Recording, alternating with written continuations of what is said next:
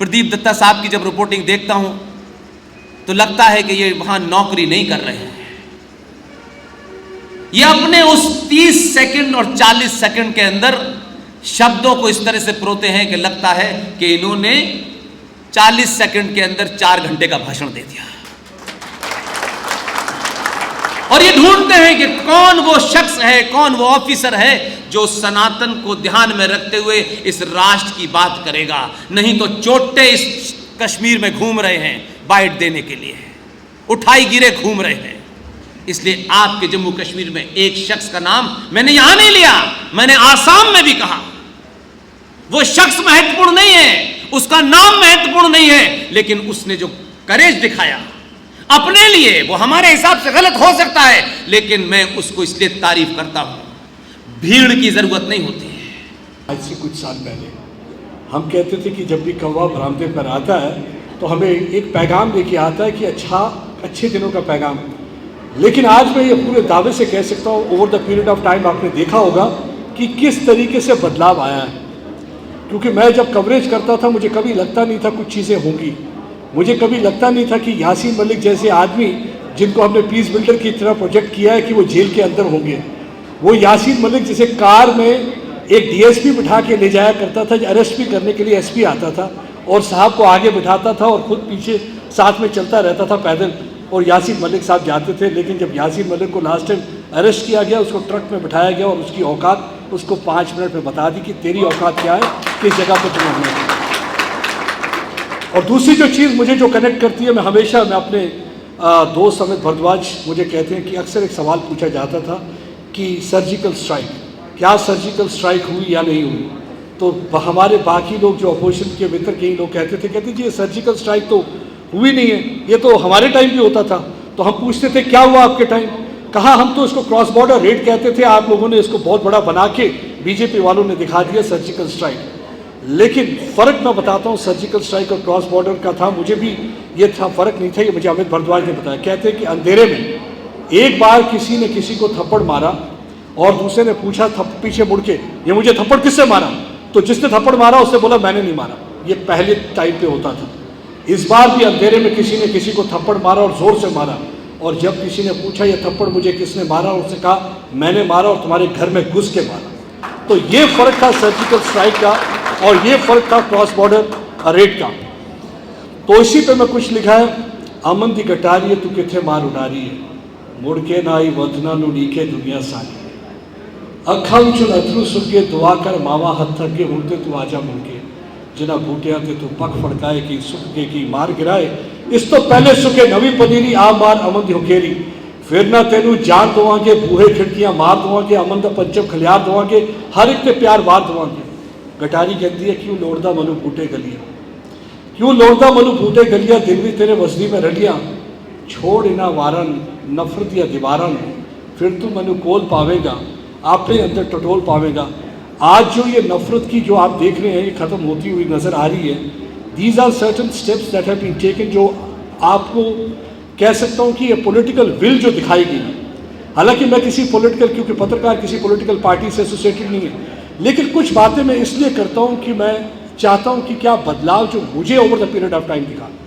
मैं as a पत्रकारिता काफ़ी देर से करता आ रहा हूँ, पहले भी किया, कई प्रधानमंत्री भी बदलते देखे, चीफ मिनिस्टर बदलते देखे, स्टेट से यूनियन टेरिटरी भी होते हुए देखा, लेकिन मैंने ये देखा जो बदलाव आया, सबसे बड़ा बदलाव बताता हूँ आपको जो मुझे लगा। मैं यूक्रेन में था, यूक्रेन में मैं वॉर कवरेज के लिए गया था। जब वॉर कवरेज में गया तो कर्फ्यू था। कर्फ्यू के टाइम जैसे मैं यूक्रेन में गाड़ी में जा रहा था तो एकदम क्या होता है कि सड़क पे खड़ा था तो एक कार आके मेरे सामने रुकती है, टैक्सी आके रुकती है। अब वो टैक्सी का शीशा नीचे करता है और मेरी तरफ देखता है।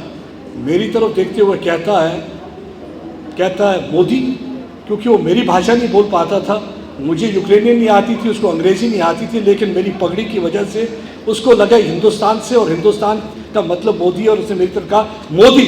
तो मैंने कहा गाड़ी में, मतलब इशारा किया, गाड़ी में बिठाया और मुझे होटल में जाके ड्रॉप कर दिया। ये एक बदलाव जो चीज़ें हमने देखी हैं किस तरीके से, और उसकी वजह ये है कि 5 जो एस जिस पे हमारी जो ये है, हम बात करते हैं, आज भी हमारे आएंगे मित्र पुष्पेंद्र जी आएंगे, बात करेंगे, समाधान की बात करेंगे, लेकिन समाधान के लिए जो 5 हमारे मेन पिलर हैं, उसकी सबसे बड़ी चीज़ है संस्कृति। बहुत अच्छा लगता है जब मैं पगड़ी पहन के देखता हूँ। एक वक्त आ गया तो सरदारों ने भी पगड़ी पहननी छोड़ दी थी, अब तो मेरे मित्र बाकी भी पगड़ी पहननी शुरू कर दी है। तिलक लगाते हुए देखता हूँ, ये संस्कृति है। हम भूल रहे थे, हम एक टाइम ये बोलते हुए भी घबराते थे कि मैं हिंदू हूँ। कोई बोलता नहीं था कि मैं हिंदू हूँ। इतनी घबराहट थी कि वो लगता था अगर मैं बोल दूंगा मैं हिंदू हूँ तो मैं सेकुलर नहीं कहलाऊंगा। ये सेकुलरिज्म का ऐसा वो एक बना के रखा था ये पहन के कि हिंदू बोलते हुए आदमी कतराता था। तो मैं तो हमेशा कहता हूँ कि मैं सिख हूँ और मैं प्राउड हूँ। मैं हमेशा जब भी जोर से मुझे कहना होता है, खासकर उन लोगों को जो बैठ के हमारे कनाडा से वो खालिस्तान की बात करते हैं, उनको कहता हूँ you can take out Sikh from India but you can never take off India from Sikhs because India resides here in the heart. उन लोगों के लिए भी वो बात मैं कह देता हूँ। तो इसलिए ये संस्कृति और सबसे बड़ी चीज़ है संवाद। संवाद ये कि हम इंटरेक्शन कर रहे हैं, ये 2 वे प्रोसेस होगा। कुलश्रेष्ठा जी आएंगे, वो बात करेंगे, आपकी सुनेंगे, आपको सुनाएंगे, ये संवाद है। संस्कृति और सम्मान, हमारी डिग्निटी, हम अपनी डिग्निटी नहीं रखी थी हमने। डिग्निटी बहुत इंपॉर्टेंट है क्योंकि डिग्निटी खासकर हमने देखा है कि खासकर आप जैसे, आपके सामने मुझे क्या बात करनी है, क्योंकि एक वक्त था जब कहा जाता था सरहदी गांवों को कि लास्ट विलेज, लेकिन प्रधानमंत्री ने कहा ये आखिरी विलेज नहीं है, ये पहला गांव है, क्योंकि आप हिंदुस्तान के पहले निगहबान हैं जो हिंदुस्तान के लिए खड़े रहते हैं। देश सेवा वर मोहे है शुभ कर्मन से कबू न डरूं, ना डरूं और सो जब जाए लड़ूं, निश्चय कर अपनी जीत करूं। और दृढ़ निश्चय के साथ आप जो खड़े रहते थे सरहद पर, आपसे ज़्यादा कोई समझ नहीं पाता। हम तो कुछ नहीं है। और मैं चाहूँगा नहीं ज़्यादा समय लेना क्योंकि मेरे मित्र मुझे माइक देकर तो चले गए, क्योंकि आप बाकी भी बहुत सारे लोग हैं। तो लेकिन ये कुछ चीज़ें इसलिए शेयर की एज ए पत्रकार जो मैंने चेंजेस देखी। सबसे बड़ी चेंज आपको मैं बताता हूँ, जो चेंज हमने देखी कि आज आपको 3 चीज़ें बताऊंगा जो आपको जो बड़ी चीज़ लगेगी। प्रताप पार्क में एक ये मेमोरियल बनने जा रहा है। ये वो प्रताप पार्क था जहाँ पे अलगाववादी अपने झंडे निकाला करते थे। ये वो प्रताप पार्क था जहाँ से गिलानी की सियासत चलती थी। ये वो प्रताप पार्क था जहाँ से यासीन मलिक अपनी रैली निकाला करता था। लेकिन अब उस प्रताप पार्क में क्या होगा, शहीदों के मेले लगेंगे और उन शहीदों के नाम लिखे जाएंगे, जिसमें जम्मू कश्मीर पुलिस का होगा, सीआरपीएफ का होगा, बीएसएफ होगा, फौज का होगा। यानी कि जो उस प्रताप पार्क से गुजरेगा उन शहीदों को सलाम करेगा। क्यों नहीं? यानी कि अब अलगाववाद को सल्यूट नहीं किया जाएगा, हमारे जो पैट्रियटिज्म है, जो जिसने देश के लिए किया, उस नाम को सल्यूट किया जाएगा, जो पहले नहीं होता था। सबसे बड़ी चेंज जो हमें देखने को मिली है। और उससे भी बड़ी चेंज आपको देखने को मिली है, जैसे मैंने कहा कि आज आपने देखा होगा कल एक बहुत बड़ा इवेंट हुआ, पाकिस्तान का नेशनल डे था। कहने को बड़ा, इस बार फिर से उन्होंने इफ्तार पार्टी रखी। इस बार फिर से इफ्तार पार्टी पे बहुत लोगों को बुलाया गया कश्मीर से, लेकिन एक भी शख्स कश्मीर का इस बार वहाँ पार्टी में नहीं गया। यानी कि उनके मुंह पे तमाचा किसी और ने नहीं, कश्मीरियों ने मार दिया। यानी कि केस से इससे बड़ा बदलाव क्या आपको चाहिए कि पाकिस्तान की इफ्तार पार्टी में कश्मीर का कोई भी नेता नहीं चाहता है, मिरवाइज तक नहीं गया। और तीसरी बड़ी चीज़ आपको बताता हूँ जो मैं पिछले दिनों में देखी, ज़्यादा दूर नहीं जाऊँगा। शबीर शाह की बेटी और सईद अली शाह गिलानी की पोती रुवा शाह अखबार में एक पब्लिक नोटिस लगाती हैं। पब्लिक नोटिस में लिखती हैं कि देखिए, हमें अलगाववाद से कोई लेना देना नहीं, अगर कोई हमें अलगाववादियों के साथ जोड़ेगा तो हम उनके खिलाफ केस कर देंगे, क्योंकि हम हिंदुस्तानी हैं, हिंदुस्तान हमारा है। यही वो सईद अली शाह गिलानी था जिसने 5-7 वर्ष पहले कहा था मैं पाकिस्तानी हूँ, पाकिस्तान हमारा है। आज उसकी पोती कहती है मैं हिंदुस्तानी हूँ, हिंदुस्तान हमारा है, मेहरबानी करके मेरे को अलगाववाद से जोड़िए ना। ये सबसे बड़ी चीज़ है। तो ये चेंज जो है, इस चेंज के लिए मैं कतराता नहीं। मैं हालांकि पत्रकार हूँ, मैं कतराता नहीं, क्योंकि जो रिस्पॉन्सिबल है, कहते हैं एटीट्यूड ऑफ ग्रेटिट्यूड। क्योंकि हमें जब ग्रेटिट्यूड होगा, एटीट्यूड वैसा होना चाहिए कि अगर कोई रिस्पॉन्सिबल है, किसी ने बदलाव लाया, तो उसमें कतराना काहे को, उसमें हमें बोलना क्यों नहीं है कि भाई ये चेंज इस वजह से आई है। अगर आज आप देखेंगे पहली बार प्रधानमंत्री आते हैं, पहले जम्मू में आते हैं, फिर कश्मीर में आते हैं, 10 दिन में 2 विजिट होते हैं। लेकिन इस बार पहली बार कश्मीर में ना आपने देखा होगा आईसिस का झंडा चढ़ा, ना आपने देखा होगा पाकिस्तान का झंडा चढ़ा, ना आपने देखा होगा कोई हड़ताल की कॉल थी, ना आपने देखा होगा कोई ग्रेनेड ब्लास्ट था, ना आपने देखा होगा कोई टेरर रिलेटेड इंसिडेंट था, ना ही आपने देखा होगा कोई और। लेकिन इस बार सेल्फी कौन खींच रहा था?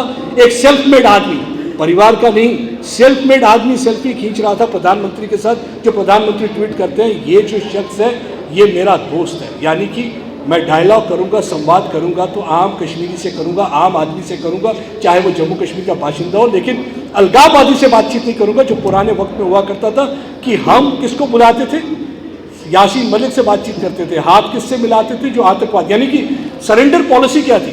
सरेंडर पॉलिसी थी तो पहले आतंकवादी बनो, बंदूक उठाओ, लोगों को मारो, फिर हम आपको पैसे देंगे, हमें ही बंदूक दो, हम उसको भी खरीदेंगे, यानी कि हम आपको हर तरफ से अमीर करेंगे। लेकिन आज पॉलिसी ये है कि अगर आप आतंकवादी के बारे में बताओगे तो आपको 5 लाख रुपए मिलेगा, टनल के बारे में बताओगे तो 4 लाख रुपए मिलेगा, मदरसे के बारे में बताओगे तो 3 लाख रुपए मिलेगा, और कोई किसी को वर्गला रहा है तो 2 लाख रुपए मिलेगा।